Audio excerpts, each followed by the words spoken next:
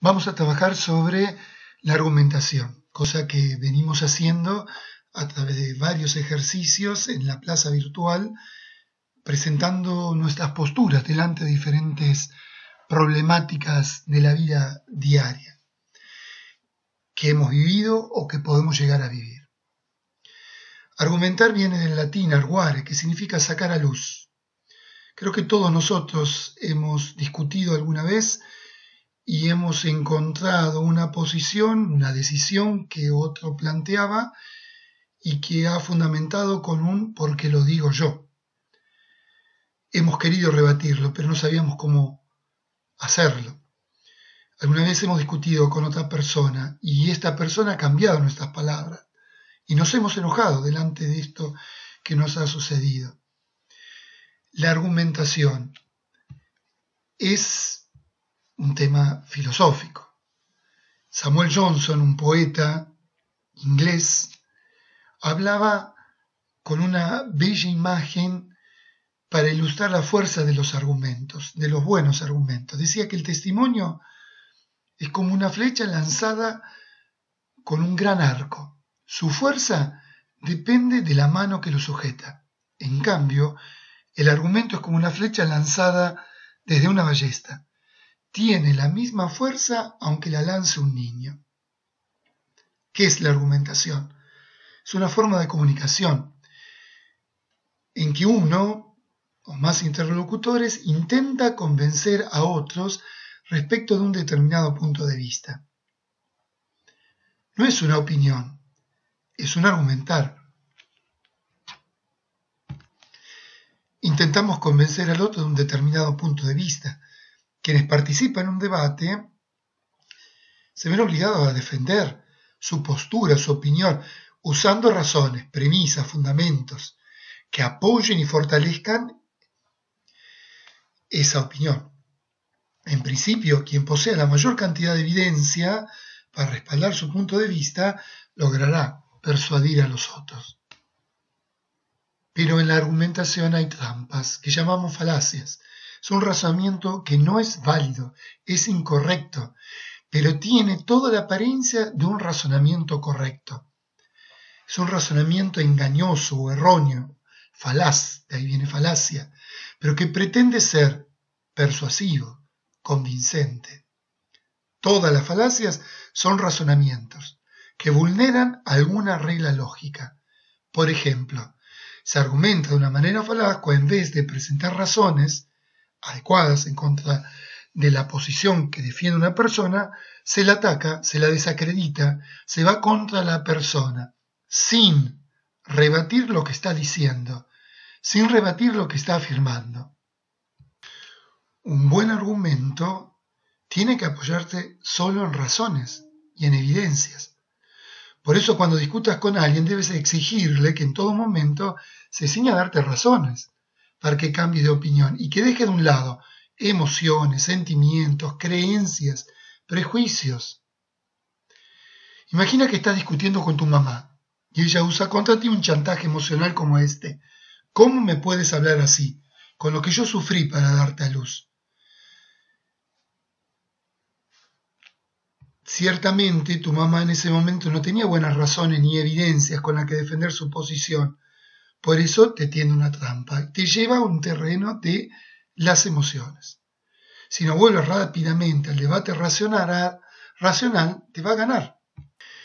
Tipo de falacias no formales, razonamientos en los cuales lo que aportan las premisas no es adecuado para justificar la conclusión a la que se quiere llegar, porque es otra de la condición de un buen argumento, del argumento válido. Tienen que existir una relación lógica entre la tesis y las premisas. Si las premisas son verdaderas, la conclusión necesariamente también. Muchas veces se quiere convencer sin aportar buenas razones, sino apelando a elementos que no son pertinentes o incluso irracionales. Antes dábamos un ejemplo de falacia. En el caso de una falacia no formal, descalificamos a la persona que argumenta en vez de rebatir sus razones. Vamos a ver algunos tipos de falacia. La falacia ad hominem. Razonamiento que en vez de presentar razones adecuadas para rebatir una determinada posición, se ataca o se desacredita a la persona que la defiende. Ejemplo, los ecologistas dicen que consumimos demasiada energía, pero no hagas caso porque los ecologistas siempre exageran. Otro caso, una periodista llamada Mercedes debatió una vez en televisión con un científico sobre un libro que se llama La enzima prodigiosa para adelgazar. Este señor Mulet, científico, argumentó que lo que se afirma en esa obra no solo carece de base científica, sino que es falso. La respuesta de la periodista fue: lo primero que te digo es que te leas el libro y adelgaces, porque estás gordo. La periodista, la respuesta que dio consistió en una falacia, conocida como el ataque personal, o ad hominem, que consiste en atacar a la persona que habla en vez de sus argumentos. En un debate lo que importa son las razones, los datos. Es irrelevante quién es o cómo es la persona que está hablando. ¿Cuál fue la respuesta del científico? Es muy curioso que me digas esto, porque de toda la argumentación que he dicho, lo único que criticaste es el tamaño de mi cintura. Este argumento te quiere hacer caer en una trampa para que te pongas nerviosa y abandones el debate racional, porque ahí tu oponente tiene las de perder. Como la periodista no tenía argumento científico, intentó llevar el debate al barro de las descalificaciones. Mark Twain decía: nunca discutas con un ignorante, te hará descender a su nivel y ahí te vencerá, por experiencia. La falacia del falso dilema es cuando se clasifican los hechos en categorías irreconciliables. No hay espacio para matices. Ejemplo, si usted no es católico, entonces es ateo. O cuando te dicen: si no terminas el secundario vas a acabar pidiendo limosna en la puerta del supermercado. Te presentan dos alternativas, blanco o negro, y te obligan a elegir una de ellas. Es un falso dilema. Es un falso dilema porque te presentan la opción que nos quieren obligar a elegir junto a otra que sería indeseable. La estructura es yo o el apocalipsis. Muchas veces los gobernantes utilizan esto. Intentan eludir la responsabilidad de sus decisiones con discursos que se resumen en lo siguiente: o hacíamos esto o era el caos. Esta falacia se destruye si vas enumerando las otras opciones que se han omitido y preguntar a tu oponente por qué no se la ha tenido en cuenta. Reductio ad Hitlerum, formulada por el filósofo León Strauss, que consiste en refutar un punto de vista alegando que Hitler lo compartía.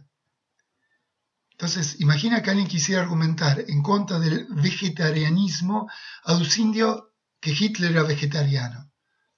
Si razonásemos siguiendo esta lógica, deberíamos concluir que todas las personas que tienen mascotas son nazis, puesto que Hitler compartía con ellas esta misma ficción. Recordemos que las falacias simulan una forma correcta de argumentación, pero en realidad contienen errores. En la publicidad muchas veces, o en algunos discursos políticos, se hacen con toda intención, porque quieren persuadirte o manipularte, dando por sentado que no te vas a dar cuenta.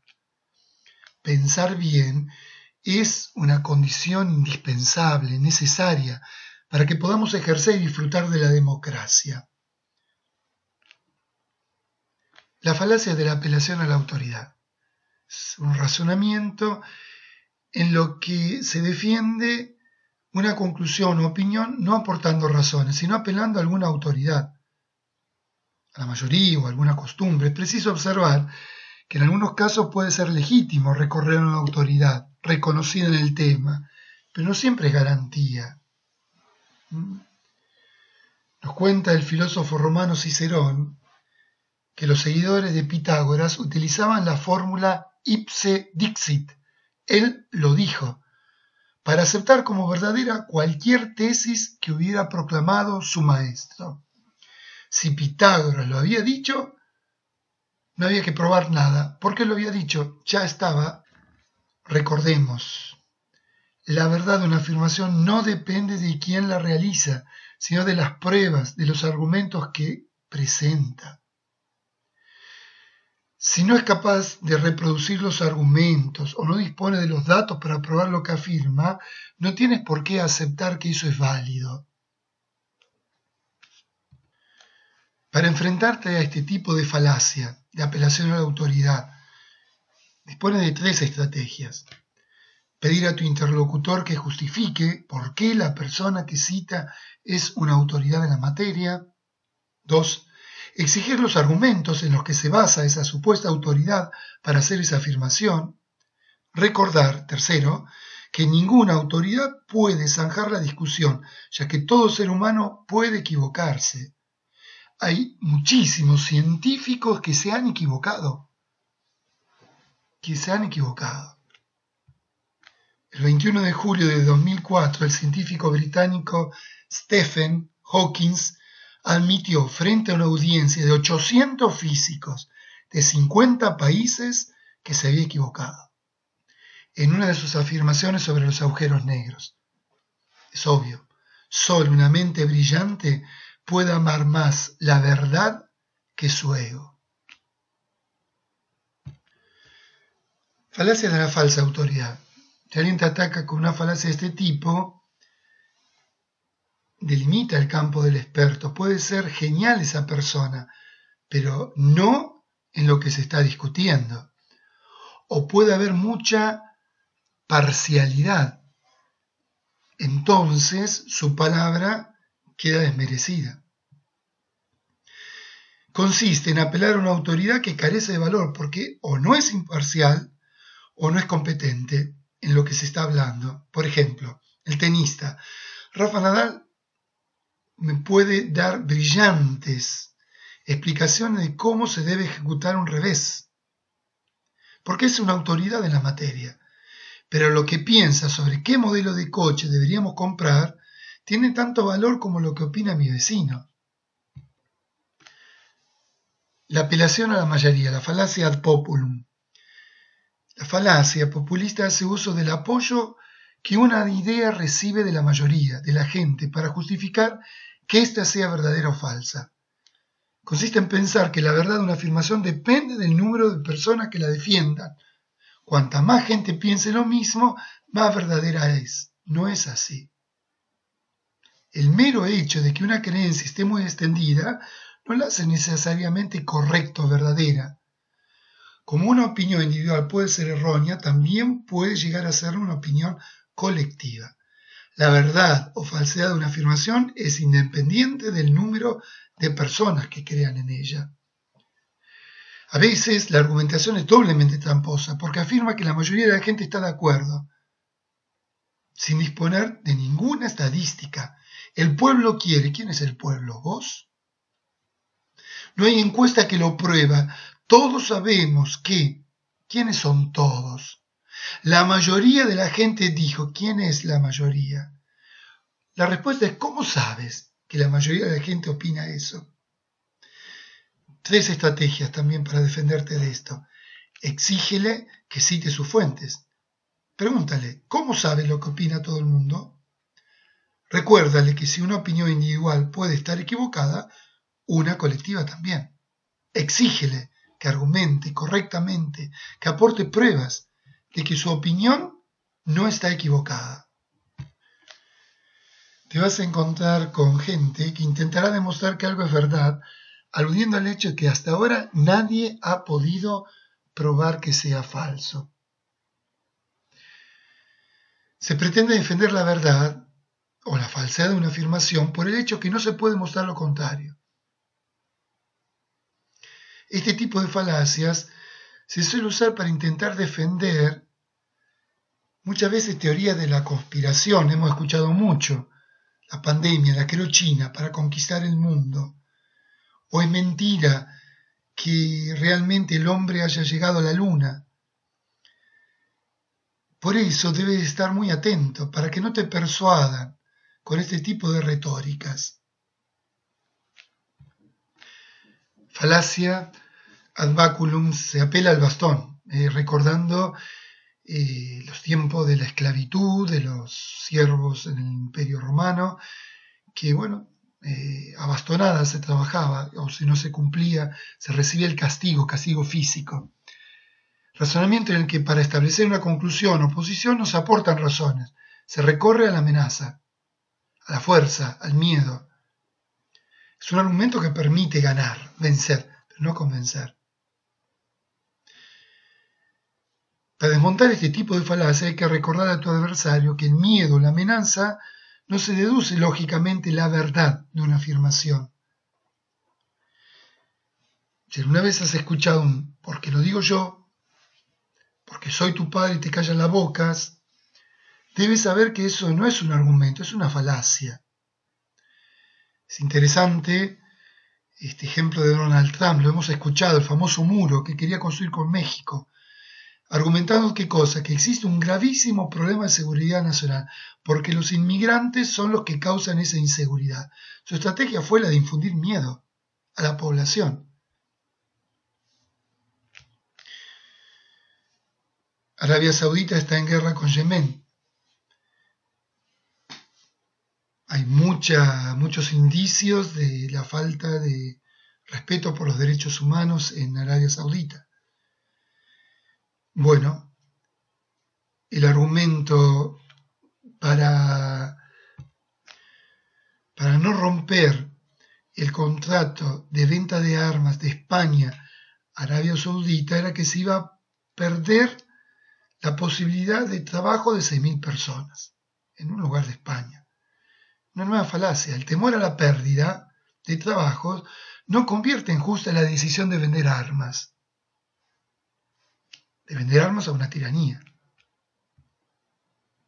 La última, falacia tu quoque.